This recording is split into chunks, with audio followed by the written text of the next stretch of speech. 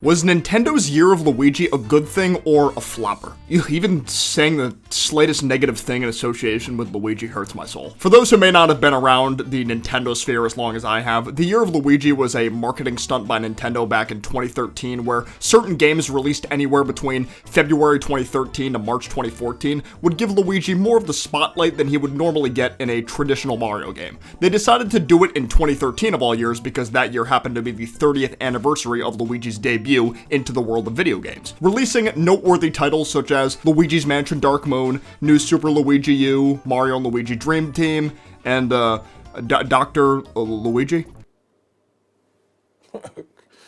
Okay. Well, would you look at the time? It's now been just over 10 years since the Year of Luigi officially began, and now 40 years since Luigi's video game debut. As the self-proclaimed king of Luigi stands, I will gladly hold the honor of making this retrospective-esque video looking back on the Year of Luigi. So, you're welcome. The first main game the Year of Luigi got under its belt was Luigi's Mansion Dark Moon for the Nintendo 3DS, releasing just a little over a month after the Year of Luigi's announcement. You guys do not understand. I don't even think you guys can even fathom how unbelievably excited I was for this game. For the majority of my childhood and adolescent years, the original Luigi's Mansion was my favorite game of all time. I replayed it constantly, and it was the reason I developed such a fascination for the character of Luigi at such a young age. At that age, I would still go to church with my family, and during those little sections where you had to kneel down at the pews to quietly pray to God, I would pray that Luigi's Mansion would get a sequel. Seriously, that's what I did. Clearly, all that praying paid off too.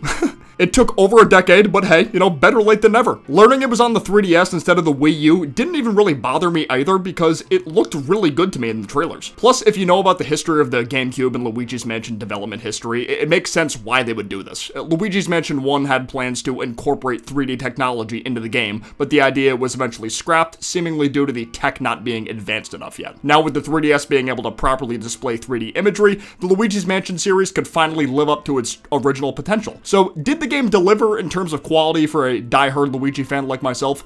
Yeah, I'd say so. The core gameplay was very solid. Luigi's movements felt fluid, and I very much appreciated the addition of things like the scroll bulb and the dark light for more gameplay variety, especially for solving puzzles. This game definitely felt more puzzle-oriented than the first one, which I think works very well for a game that's centered around exploring these weird paranormal locations. Locations plural, since Luigi isn't tied down to just one mansion this time. He gets to explore a total of 5 in this game, all with their own unique identities and secrets to uncover. You got the Gloomy Manor, which is kind of the traditional mansion type area, but then you can go to the Haunted Towers, which is a bunch of different buildings with like plant monsters and stuff like that, but it's also got a graveyard. There's the Clockwork Ruins, which is like an old abandoned clock factory, but it's also got this underground section that kind of reminds you of an old Egyptian tomb. Then there's the Secret Mine, which just looks like a cabin in a wintry forest, but then the more you explore, you find out there's a giant mine system all underneath the cabin. Last but not least, the Treacherous Mansion, which looks like a regular mansion on the outside, but every single room on the inside is like an exhibit you'd see in a natural history museum. It's so cool. Luigi himself felt more expressive in this game than we've ever seen him before, too. The addition of more cutscenes made this very apparent. Plus, if you got tired of watching said cutscenes, there is an option to just skip them, which is nice. Now, for some of the not-so-great things, the removal of unique bosses and/or portrait ghosts was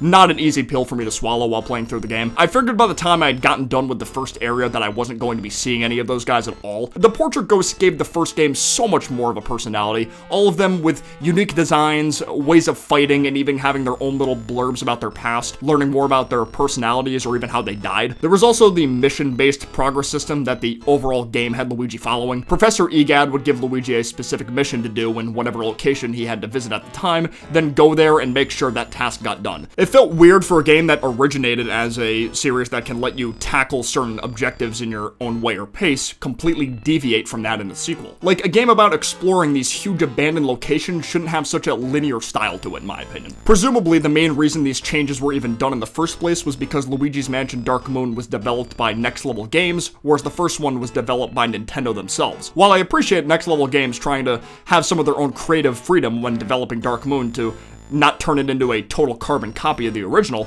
it's unfortunate that they didn't realize some of these cuts/changes were what made the first game so special at the time. Clearly they did listen to some of the criticism though, because Luigi's Mansion 3 fixed both of these issues. I'm so glad the boss ghost returned, it was amazing. Another issue that I've seen a lot of people bring up is the general tone shift from the original to Dark Moon. The lighting in these new mansions feeling too bright as opposed to the first mansion's very sinister vibe. Dark Moon's OST using more string and horn instruments as opposed to the original using instruments like the synth to just make everything sound scarier.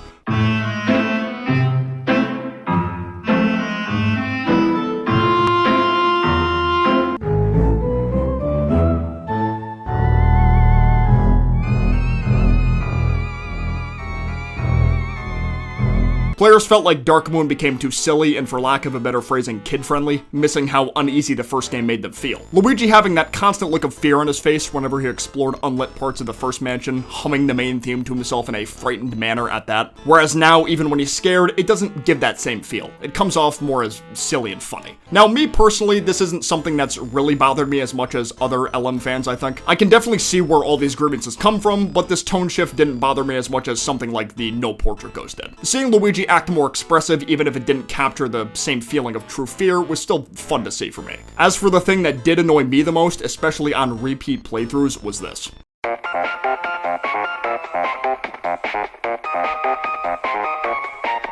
Egad just never stops calling you. It was insane. This guy would call you and halt your progress almost every single time you did something even somewhat important. The first game had a bit of a problem with this, specifically whenever Luigi caught a new boo, but this game was way worse overall in this regard. Like, man, it's like he'll call you at least 3 to 4 times per mission, and it just got so ridiculous. I don't know what it was, but it felt like a lot of Nintendo games around this era were just super handholdy in general, spending way too much time on tutorials or side characters needing to explain some useless BS while halting your gameplay progress. 3 was without a doubt the best when it came to minimal EGAD calls. That guy hardly ever called in that game, and I loved it. So even though Dark Moon had its issues, it was still a great game, and others thought so too. Reviewers like IGN, Eurogamer, and Destructoid all giving it at least a 9 out of 10, and by the time the year of Luigi had concluded, Luigi's Mansion Dark Moon had sold just under 4 million units, making it the 7th highest selling 3DS game at the time. I think the last recorded sales numbers for this game were back in 2020, where it was at 6.4 mil, but I'm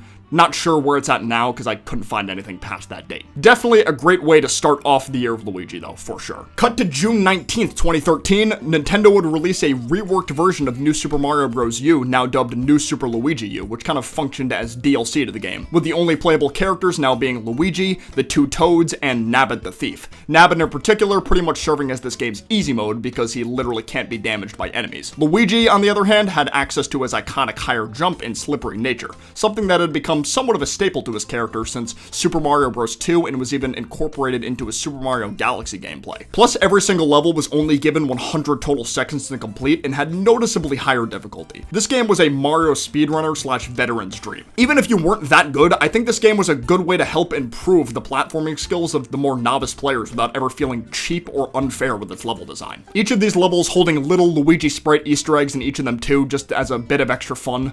Plus, if you're more of a physical collector kind of person, the game was available for physical release just a month or so after its digital release, depending on what country you lived in. Smart choice to only make it $20 on release too. They could have easily made it 30 or 40 if they wanted to. Obviously, it would have been cooler if Luigi got his own 2D platformer that was developed from the ground up and didn't take the already existing engine from the new Super Mario Bros. U game, but maybe that's asking for too much. Even if it was the year of Luigi, I don't know. Luigi's never gotten his own ground up game in the mainline Mario series, so maybe Nintendo thought doing that would be too risky even during this time period. Depending on where you lived, the month of July or maybe August would introduce Mario & Luigi Dream Team, which was the next installment to the Mario & Luigi series, whose gameplay mainly focused on going inside Luigi's dreams to solve puzzles and save citizens of the Pilo Kingdom. Clearly, this gameplay angle was meant to replicate the likes of Bowser's Inside Story, where Mario and Luigi traveled inside Bowser's body to accomplish similar tasks. Can't really blame Alpha Dream for wanting to replicate this gameplay mechanic again because Bowser's Inside Story was such a commercial success, to this day being the most sold Mario & Luigi game in the series. The original version of it anyway. I mean, if it ain't broke, don't fix it, right? So this time around, since the real Luigi is now asleep, real-world Mario is being accompanied by the dream version of Luigi, or Dreamy Luigi.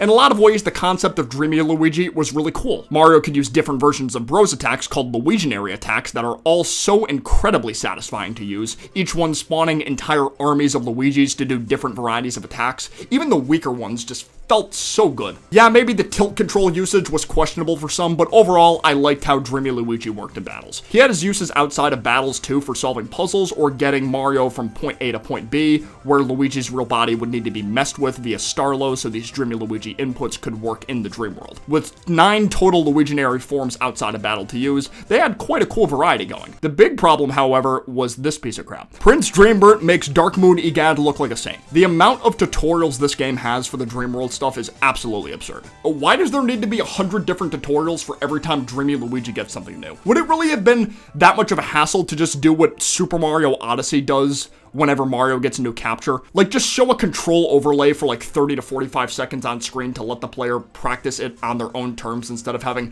Professor Dreambird over here give you a 3-minute lecture about how you need to flick Luigi's mustache. Hell, even Zelda was doing the whole controller input overlay in their games way before Dream Team came out. If this was just an excuse to give Dreambird more screen time, then it's a pretty cheap one, to be honest. Like, I understand if it's like for the first ever Luiginary thing, but for them to do it every single one it's just so unnecessary. The entire game as a whole has a bit of a pacing issue, actually. The tutorials definitely make it worse, but a game like this having an average playtime of 40 hours, it seems a bit overkill. This is over double the length of Mario Luigi Superstar Saga's average time, which is around 18 hours. The entire beginning of the game even proves this. Why does it take like over an hour until the dream world is unlocked? It just feels very padded at times. Another smaller gripe I have is I feel like the reason the dreamy sections couldn't quite replicate the same feeling as inside Bowser is because the actual layout of the dream world would just use the same background slash slightly remixed tracks as the area Luigi falls asleep in, whereas Bowser's inside story had Bowser's body looking and sounding totally different than the outside Mushroom Kingdom areas. However, I do think the way Dream Team handled the concept of giant battles was better than it was in Inside Story. Being able to control a giant version of Luigi working in tandem with regular-sized Mario atop his head was very hype. They had their own little spinning bros attack they could do at times, and the whole finishing blow thing with the star was always very satisfying to land on these bosses. I mean, come on, we got to see Luigi fight giant Bowser. We can't deny how cool that fight was. I do want to give some more credit for this game being the last Mario and Luigi game that truly felt like a proper Mario and Luigi game too, with all the unique character designs and bosses and such. Paper Jam unfortunately threw all that out the window now that Paper Mario was a part of the game. And I'm sure most of you by now have heard the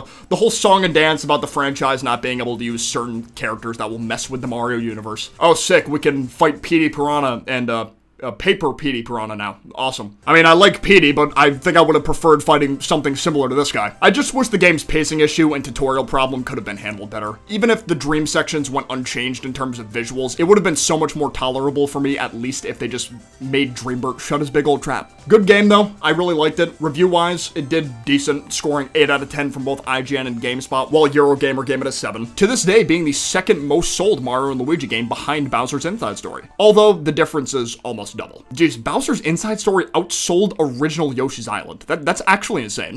Now, to a lesser extent, I suppose Super Mario 3D World can be added to the Year of Luigi. Although Luigi wasn't a main focus like he was in Dark Moon or Dream Team, he was still a playable character that you could technically beat the whole game with if you wanted to. Granted, getting 100% would be impossible because of how certain green stars slash stamp work, but the main story with just Weege is very doable. Though the only thing about the Year of Luigi that really made it into this game was the various sprites of 8-bit Luigi in random levels or in the overworld maps of some worlds, similarly to New Super Luigi U's Easter eggs, as well as a reworked version of the NES Mario Bros game, now dubbed Luigi Bros, where it essentially functions the same as the original game, but you can just play as 2 versions of Luigi instead of Mario and Luigi. This isn't even available from the get-go either. You have to complete the game's main story first before it can be accessed for play. Obviously, Super Mario 3D World was a pretty big success even for Wii U standards, and that was even more so the case after it got ported to the Switch with Bowser's Fury side story, but Luigi being a part of the game was not a major focus when it came to marketing, I don't think. Not on the same level as it was for a game like Dream Team anyway, which is another game where Mario is playable too. Unfortunately, Super Mario 3D World would be the last